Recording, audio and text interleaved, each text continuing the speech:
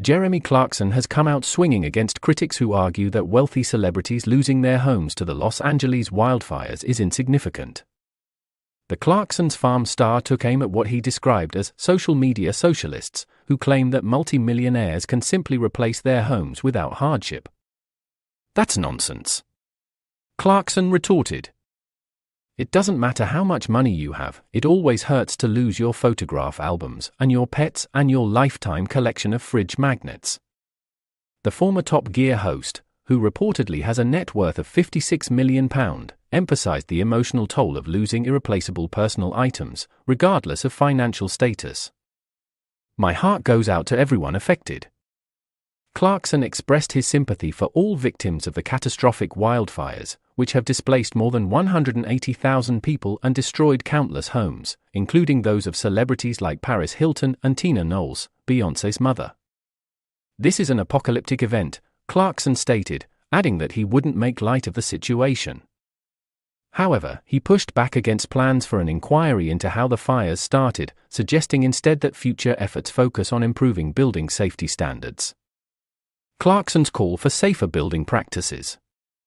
In his latest column for The Sun, Clarkson proposed using more expensive and fire-resistant building materials to prevent future tragedies. He criticized the reliance on flammable materials such as wood, which he argued exacerbates the spread of wildfires. Americans should resist the temptation to build impressive houses at the expense of safety, he said. Instead, they need to prioritize materials that avoid flammability. He pointed to historical examples of fire devastation, including wildfires in Zimbabwe and the Great Fire of London in 1665, which destroyed much of the city due to the widespread use of wood in construction.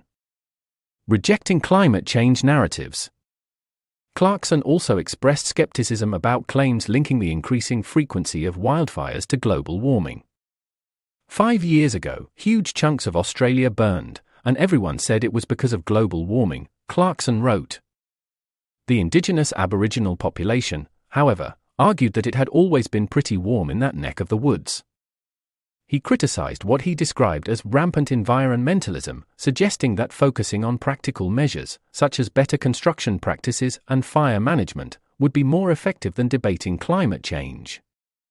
As footage of victims sifting through the ashes of their homes continues to dominate headlines, Clarkson highlighted the universal pain of losing cherished possessions. Even if you can afford to rebuild, you can't replace your memories or the things that make a house a home, Clarkson reflected.